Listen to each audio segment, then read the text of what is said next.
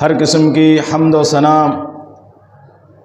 تعریف اور توصیف، ہر طرح کی کبریائی، بڑائی اور بزرگی اللہ رب العالمین کی ذات کے لیے لائق، زیبا اور سزاوار ہے، جو تمام جہانوں کا خالق، مالک، رازق، قابض اور پالنہار ہے۔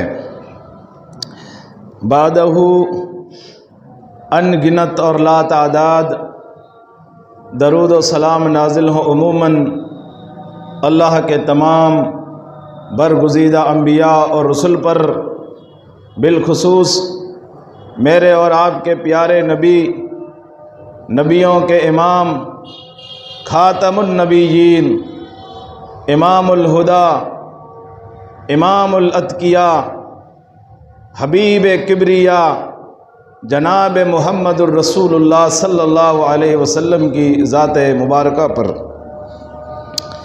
برادران اسلام، آج کے اس خطبہ جمعہ میں میں آپ حضرات کے سامنے جو موضوع لے کر کے حاضر ہوا ہوں وہ ہے توحید کی اہمیت اور شرک کی مذمت۔ طویل موضوع ہے، میں کوشش کروں گا انشاءاللہ اختصار سے بیان کرنے کے لیے کوشش کروں گا۔ اللہ تعالی ہمیں کہنے، آپ لوگوں کو سنانے سے زیادہ عمل کی توفیق عطا فرمائے۔ برادران اسلام، توحید اسلام کی بنیاد ہے۔ توحید کے بغیر انسان کا کوئی بھی نیک عمل اس کے نامہ اعمال میں درج ہی نہیں ہوتا ہے۔ توحید اساس ہے، اعمال کی قبولیت کا دار و مدار توحید پر ہے۔ توحید کے ذریعے سے ایک مسلمان کا کھاتا کھلتا ہے اسلام میں، اور اگر توحید نہیں ہے تو اس کا نام اعمال اللہ کی بارگاہ میں ذرے کے برابر بھی وزن نہیں رکھتے ہیں۔ دنیا کے اندر دنیا کی بینکوں کا سسٹم دیکھیے کہ اگر آپ لوگ اس میں پیسہ جمع کرانا چاہتے ہوں تو پہلے آپ کو ہدایت دی جاتی ہے کہ اکاؤنٹ کھلوائیے، کھاتا کھلوائیے۔ اگر بغیر کھاتا کھلوائے آپ 1,00,000 روپیہ جمع کرنا بھی چاہیں تو نہیں کریں گے، ان کا اصول ہے۔ اور پھر جب کھاتا کھل جائے تو 500 روپیہ لے کے جائیں گے تو اسے بھی جمع کر لیں گے۔ اللہ تعالیٰ کے لیے کوئی مثال نہیں ہے، لیکن توحید کا جو مقام ہے اس کو سمجھانا بھی ضروری ہے۔ ہم چاہے ہر سال حج پہ حج کریں، عمروں پہ عمرے کرتے رہیں، رات بھر تہجد کی نمازیں پڑھتے رہیں، صدقات و خیرات، اسی طرح تمام عبادتیں اور ریاضتیں کرتے رہیں، اگر ہماری زندگی میں توحید نہیں ہے تو یہ ساری عبادتیں اور ریاضتیں رائے گا جانے والی ہیں، نام اعمال میں ان کو درج نہیں کیا جا سکتا ہے۔ اور جب کلمہ پڑھ کر کے آپ توحید کے ذریعے سے اسلام میں داخل ہوں گے تو حج، عمرہ اور باقی خیرات و صدقات تو دور کی بات ہے، ایک مسلمان اپنے حلال مال سے ایک کھجور کے برابر بھی صدقہ کرے تو نبی کائنات صلی اللہ علیہ وسلم نے فرمایا ہے قیامت کے دن اللہ تعالیٰ اس کھجور کو پہاڑ بنا کر کے اس کے نام اعمال میں پیش کرے گا۔ تو توحید کی بڑی اہمیت ہے، بڑی قدر و منزلت ہے اللہ کی نگاہ میں۔ اسی لیے جتنے نبی، جتنے رسول، جتنے پیغمبر اس دنیا میں آئے، ان سب کی دعوت کا عنوان توحید تھا۔ اللہ تعالیٰ نے اپنے کلام مجید کے اندر ارشاد فرمایا وَلَقَدْ بَعَثْنَا فِي كُلِّ أُمَّةٍ رَسُولًا أَنِ اعْبُدُوا اللَّهَ وَاجْتَنِبُوا الطَّاغُوتَ۔ رب العالمین نے فرمایا کہ ہم نے ہر امت میں ایک رسول اس پیغام کے ساتھ بھیجا کہ لوگو اکیلے اللہ کی عبادت کرو اس کے علاوہ تمہارا کوئی الہ نہیں ہے، اور طاغوت کی بندگی سے اجتناب کرو۔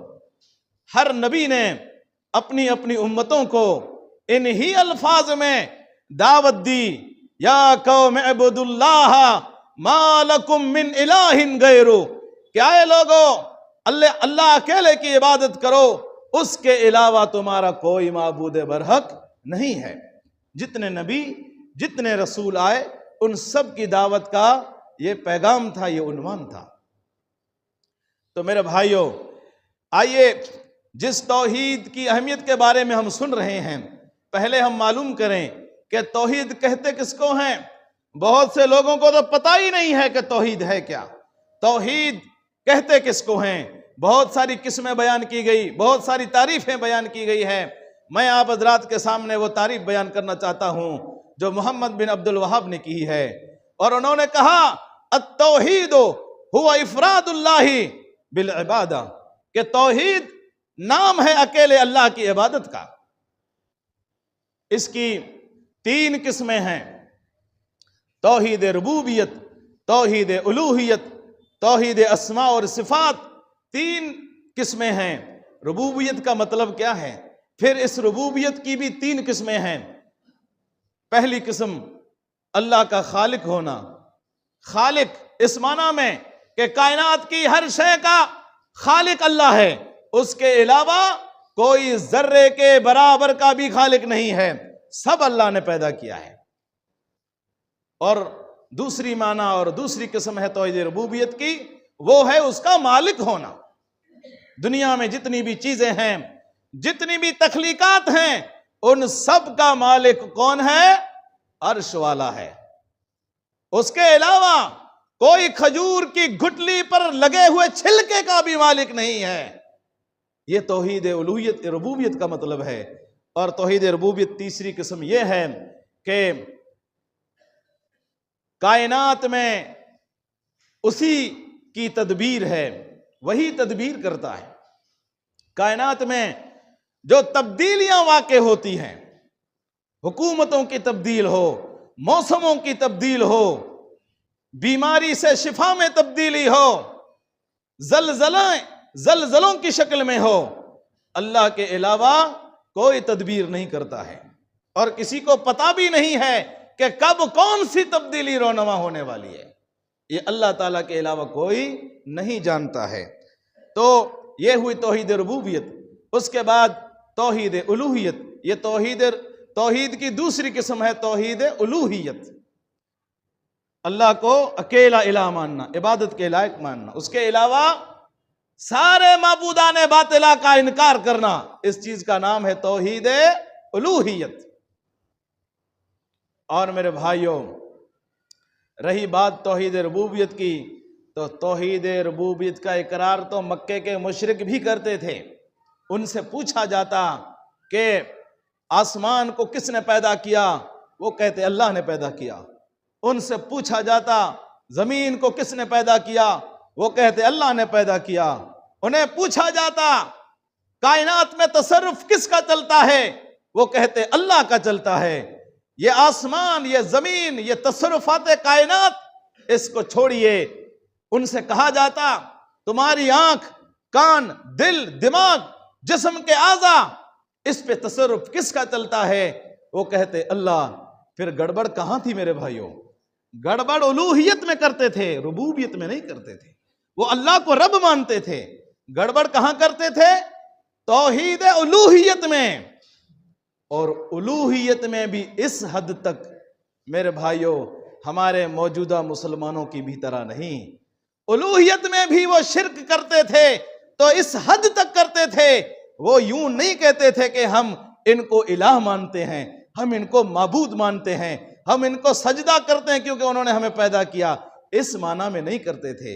وہ اس لیے کرتے تھے ان کی زبان سے نکلے ہوئے الفاظ کو رب نے قرآن میں درج کیا، اور وہ الفاظ ہے ما نعبدہم الا لیقربونا الی اللہ زلفا۔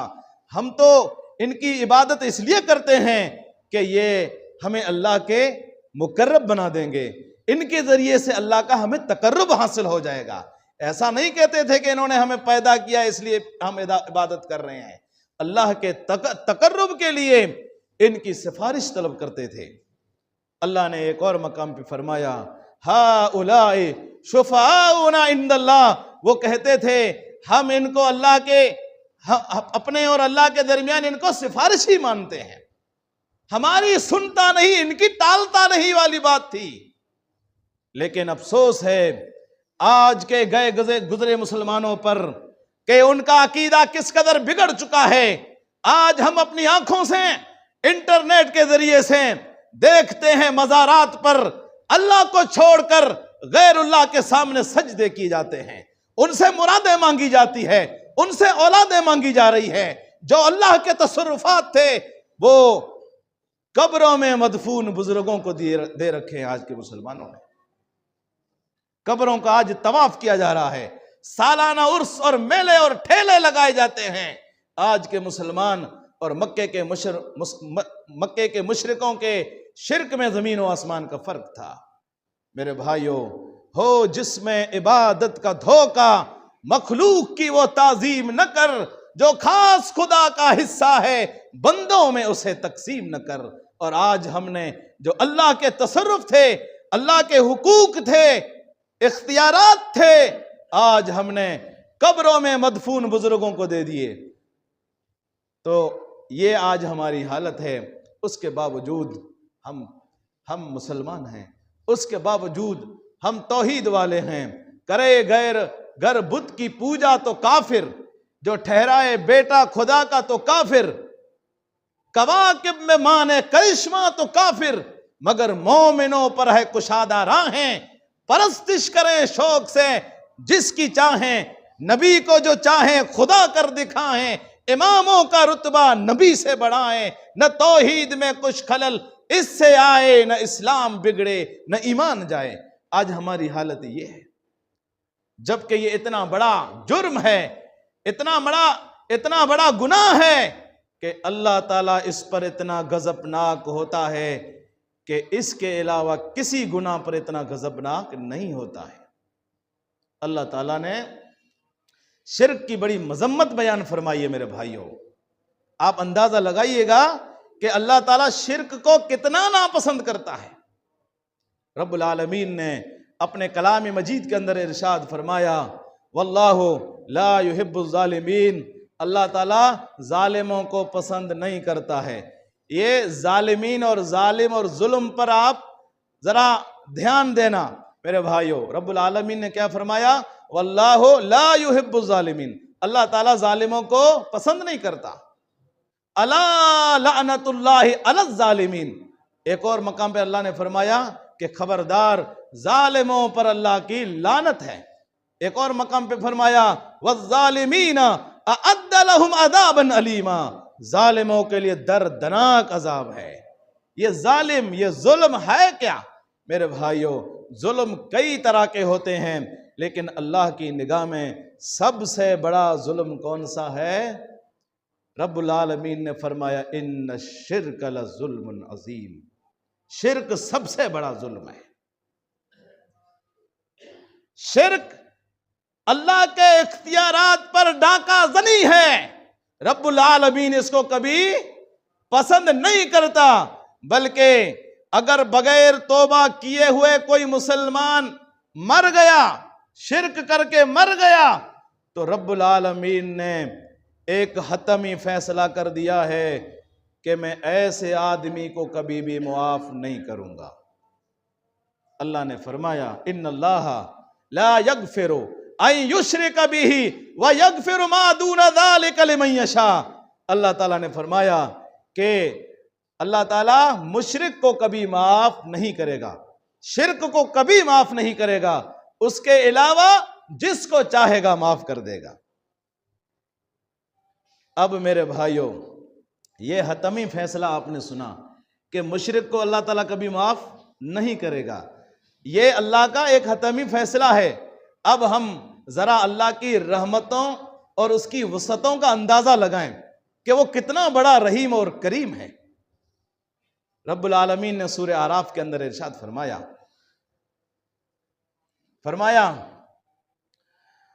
ان رحمتی، اللہ رب العالمین نے فرمایا وَرَحْمَتِي وَسِعَتْ كُلُّ شَيْءٍ، کہ میری رحمت ہر چیز کو ڈھانپے ہوئی ہے، ہر چیز کو گھیرے ہوئی ہے۔ اللہ تعالیٰ کی اتنی رحمت ہے۔ اور پھر آپ اندازہ لگائیے گا کہ اللہ کی رحمت کتنی وسیع ہے۔ حضرت ابو ہریرہ رضی اللہ تعالیٰ عنہ راوی حدیث ہے، مسلم کی حدیث ہے، آپ صلی اللہ علیہ وسلم کے تعلق سے کہتے ہیں ابو ہریرہ کہ میں نے خود نبی صلی اللہ علیہ وسلم کو کہتے ہوئے سنا ہے۔ کیا سنا ہے؟ ابو ہریرہ کہتے ہیں کہ اللہ کے نبی نے فرمایا جعل اللہ الرحمت 100 جزء، کہ اللہ تعالیٰ نے رحمتوں کے 100 جز پیدا کیے، 100 حصے پیدا کیے۔ فَأَمْسَكَ عِنْدَهُ 99، ان 100 رحمتوں میں سے 99 رحمتیں اپنے پاس روک لی اللہ نے۔ کتنی رحمتیں؟ 99 رحمتیں اللہ نے اپنے پاس رکھی ہیں، روکے رکھی۔ وَأَنزَلَ فِي الْأَرْضِ جُزْءً وَاحِدًا، ایک رحمت اللہ تعالیٰ نے زمین پر اتاری۔ فَمِن ذَلِكَ الْجُزْءِ تَتَرَاحَمُ الْخَلَائِقُ حَتَّى تَرْفَعَ الدَّابَّةُ حَافِرَهَا عَنْ وَلَدِهَا۔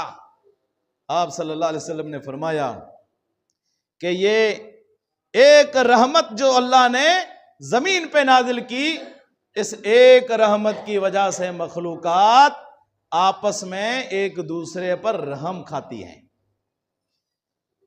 حتیٰ کہ جانور اپنے بچے سے اپنا پیر اٹھا لیتا ہے کہ کہیں اس کو تکلیف نہ پہنچے، یہ بھی اس رحمت کی وجہ سے ہے۔ یہ تو ایک رحمت ہے جس کی وسعتوں کا ہم اندازہ نہیں لگا سکتے ہیں۔ دنیا میں جتنے انسان ہیں، جانور ہیں، چرند ہیں، پرند ہیں، وحشی درندے ہیں، ان سب کی مائیں ممتا کی شفقت برے جذبات اپنے بچوں کے لیے رکھتی ہیں۔ وحشی درندے بھی اپنے بچوں پہ رحم کرتے ہیں تو وہ کس لیے کرتے ہیں؟ وہ ایک رحمت کے حصے کی وجہ سے جو اللہ نے نازل کیا ہے، ایک رحمت کا حصہ ہے۔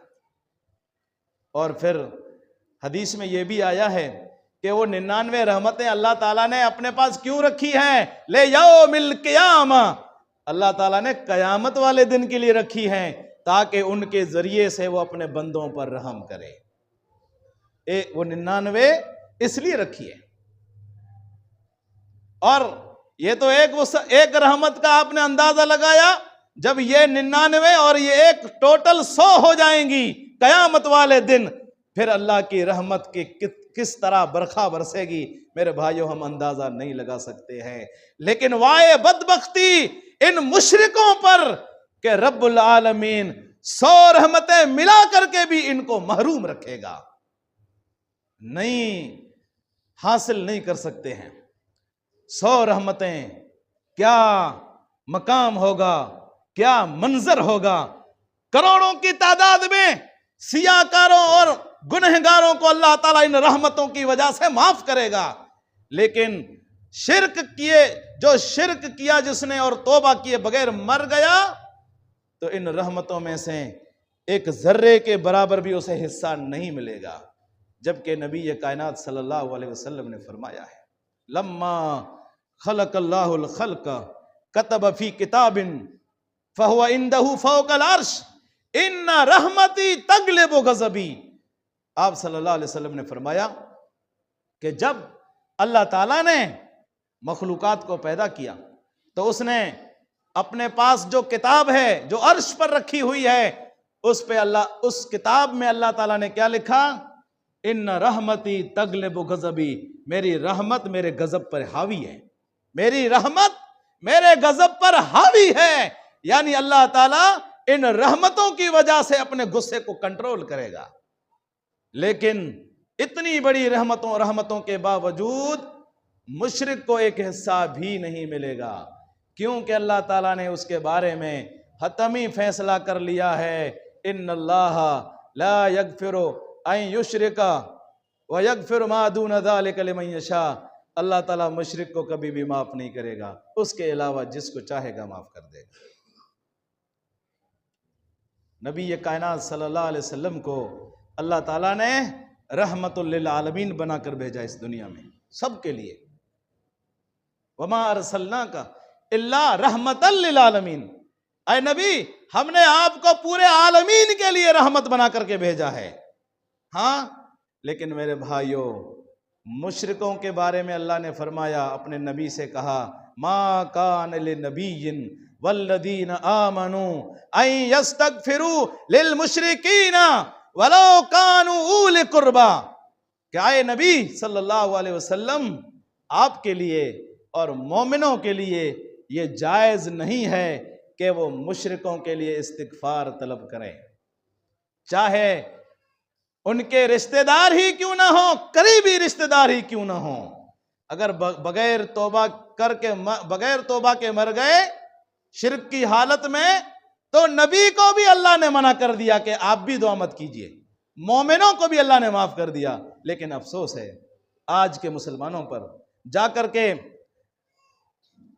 بزرگوں کو آوازیں لگاتے ہیں ہماری بگڑی بنا دو، اور بعض لوگوں کا عقیدہ ہے کہ قیامت کے دن فلاں فلاں کے پیچھے ہم جنت میں چلے جائیں گے۔ میرے بھائیوں، اللہ تعالیٰ شرک سے اتنا غضبناک ہوتا ہے کہ نبی کو اسی دنیا میں منع کر دیا کہ آپ نہیں معاف مانگ سکتے ان کے لیے استغفار، تو آخرت میں کیسے اجازت ہوگی ان لوگوں کو؟ یہ سب دھوکے ہیں، ان سے بچنے کی ضرورت ہے۔ اپنے عقیدے کو شرک کی ملاوٹ سے میرے بھائیوں بچانے کی کوشش کریں۔ شیطان انسان کا کھلا دشمن ہے، وہ ہر اعتبار سے کوشش کرتا ہے نہ کسی طریقے سے وہ امت مسلمہ کو شرک کے گھڑے میں اتار دے۔ وہ کوشش میں لگا ہوا ہے، ایک دن بھی نہیں سویا، وہ لگا ہوا ہے اپنی محنت میں۔ ہمیں چاہیے کہ ہم اپنے عقیدے کی اصلاح کریں، اپنے عقیدے اور اپنے توحید کا جائزہ لیں کہ ہمارے توحید کے اندر کہیں شرک کی ملاوٹ تو نہیں ہے۔ تو میرے بھائیوں، یہ شرک کی مذمت کے بارے میں آپ نے سنا کہ شرک کتنا خطرناک ہے اور اللہ کو کتنا غضبناک کرتا ہے۔ اس کے مقابل توحید کی کتنی بڑی اہمیت ہے، وقت اجازت نہیں دیتا ہے، پھر بھی میں آپ کو چند ایک باتیں بیان کر کے انشاءاللہ خطبہ ختم کروں گا۔ توحید کی کتنی اہمیت ہے۔ نبی کائنات صلی اللہ علیہ وسلم کی حدیث ہے کہ قیامت کے دن میرے ایک امتی کو ساری مخلوقات کے سامنے بلایا جائے گا، ساری مخلوقات، آدم علیہ السلام سے لے کر کے امت محمدیہ کے آخری فرد تک سب جمع ہوں گے۔ سب کے سامنے اللہ کے نبی نے فرمایا میرے امتی کو بلایا جائے گا، اور پھر اس کے سامنے اس کے نام اعمال کی کتابیں رکھی جائیں گی۔ کتنی کتابیں؟ 99 کتابیں، 99 کتابیں اس کے نام اعمال کی اس کے سامنے رکھی جائیں گی۔ اور آپ صلی اللہ علیہ وسلم نے فرمایا ایک کتاب کتنی بڑی ہوگی؟ تا حد نگاہ، آدمی کی نگاہ جتنا کام کرتی ہے اتنی ایک کتاب ہوگی، ایسی 99 کتابیں ہوں گی۔ اللہ تعالیٰ کہے گا اے بندہ خدا بتلا، تو ان کا انکار کرتا ہے کہ یہ تو نے نہیں کیا سب گناہ؟ انکار کرتا ہے یا اقرار کرتا ہے؟ وہ کہے گا اللہ میں اقرار کرتا ہوں، یہ سب خطائیں مجھ سے ہو گئی ہے۔ اللہ رب العالمین فرمائیں گے کوئی عذر ہے؟ یہ سب کیوں ہو گیا؟ کوئی عذر ہے؟ وہ کہے گا اللہ کوئی عذر بھی نہیں ہے۔ پھر اس سے کہا جائے گا کوئی نیکی ہے؟ وہ کہے گا اللہ میری کوئی نیکی بھی نہیں ہے جو ان گناہوں کا مقابلہ کر سکے۔ میرے بھائیوں، اس سے کہا جائے گا کہ آج تجھ پر ذرے کے برابر بھی ظلم نہیں کیا جائے گا، اور پھر اس کے سامنے ایک پتہ لایا جائے گا، ایک کارڈ نکالا جائے گا، اور اس پہ لکھا ہوگا اشہد اللہ الہ الا اللہ واشہد ان محمدً عبدہ ورسولہ۔ یہ لکھا ہوگا، یہ اس کا عقیدہ ہوگا، یہ اس کی توحید ہوگی۔ وہ دیکھے گا اور کہے گا اللہ یہ ایک طرف 99 رجسٹر اور ایک طرف یہ پتا، یہ کارڈ، کیا مقابلہ ہے؟ اللہ تعالیٰ کہے گا کہ نہیں، آج تجھ پر ذرے کے برابر ظلم نہ ہوگا۔ پھر ترازو منگایا جائے گا اور ترازو کے ایک پلڑے میں وہ 99 کتابیں رکھی جائیں گی اور ترازو کے دوسرے پلڑے میں یہ کلمے والا کارڈ رکھا جائے گا۔ پھر تولا جائے گا تو یہ کارڈ جو ہے کلمے والا یہ بھاری ہو جائے گا ان ساری کتابوں پر۔ یہ ہے توحید کی اہمیت میرے بھائیوں، یہ ہے کلمے کی اہمیت، یہ ہے اخلاص کی اہمیت، یہ ہے اللہ کے دین کی اہمیت۔ اسی طرح توحید کی اہمیت میں ایک اور حدیث میں بیان کر دوں۔ آپ صلی اللہ علیہ وسلم ایک صحابی کے ساتھ کہیں جا رہے تھے، اچانک آپ صلی اللہ علیہ وسلم نے اپنے صحابی سے کہا آپ یہاں رکو، میں آتا ہوں، اور یہ ہدایت دی کہ میں جب تک نہ آؤں چاہے جو ہو جائے آپ کو اس جگہ سے ہٹنا نہیں ہے۔ یہ ہدایت دے کر کے گئے۔ تھوڑی دیر کے بعد ایک زوردار دھماکہ ہوتا ہے، صحابی رسول ڈر جاتے ہیں، پتہ نہیں کوئی حادثہ تو نہیں ہو گیا۔ دوڑ کر نبی کی طرف جانے کا دل چاہ رہا تھا، لیکن ساتھ میں آپ کا ارشاد تھا کہ ہٹنا نہیں ہے چاہے جو ہو جائے۔ یہ ہے اطاعت، محبت تھی۔ محبت کا تقاضا یہ تھا کہ پیچھے دوڑ کر کے جائیں کہ کوئی نبی کے ساتھ کوئی حادثہ تو نہیں ہو گیا، لیکن دوسری طرف اطاعت تھی، آپ صلی اللہ علیہ وسلم کا حکم تھا کہ ہٹنا نہیں ہے۔ وہ صحابی محبت پر اطاعت کو ترجیح دیتے ہیں، نہیں ہٹتے ہیں۔ اور آج ہمارے بہت سارے مسلمان بھائی محبت کا دم بھرتے ہیں، اطاعت کا نام و نشان تک نہیں ہوتا ہے۔ نمازیں بھی رائے گا چلی جاتی ہے، نمازوں کا بھی کچھ پتہ نہیں ہوتا ہے۔ محبت بڑی ہے میرے بھائیوں، محبت سیکھنی ہو تو محمد کریم صلی اللہ علیہ وسلم کے صحابہ سے سیکھو۔ صحابی کھڑے رہتے ہیں، تھوڑی دیر کے بعد آپ صلی اللہ علیہ وسلم آتے ہیں، کہتے ہیں کچھ سنا؟ کہا ہاں اللہ کے نبی میں ڈر گیا، ایک زوردار دھماکہ تھا۔ آپ صلی اللہ علیہ وسلم نے فرمایا پتہ ہے کیا کیسا دھماکہ تھا؟ کہا میں نہیں جانتا۔ آپ صلی اللہ علیہ وسلم نے فرمایا کہ آج جبریل نازل ہوئے۔ اللہ کے نبی جبریل تو اور کئی مرتبہ بھی نازل ہو چکے ہیں، لیکن آج یہ دھماکہ کیا ہے؟ آپ صلی اللہ علیہ وسلم نے فرمایا کہ آج جبریل امت محمدیہ کے لیے ایک خوشخبری لے کر کے آئے ہیں، اور مجھے کہا کہ اپنی امت کو یہ خوشخبری سنا دو، من قال لا الہ الا اللہ دخل الجنہ، جس نے لا الہ الا اللہ کہا وہ جنت میں داخل ہوگا۔ یہ خوشخبری ہے، یہ توحید کی اہمیت ہے میرے بھائیوں۔ وقت زیادہ ہو گیا، اللہ تعالیٰ سے دعا کرتے ہیں اللہ تعالیٰ ہم تمام مسلمان بھائیوں کو شرک کی گندگی سے محفوظ فرمائے، اللہ تعالیٰ ہمیں خالص توحید عطا فرمائے، توحید کی اہمیت سمجھنے کی توفیق عطا فرمائے، اور جو مسلمان بھٹکے ہوئے ہیں اللہ تعالیٰ انہیں بھی صراط مستقیم نصیب فرمائے۔ وآخر دعوانا الحمدللہ رب العالمین۔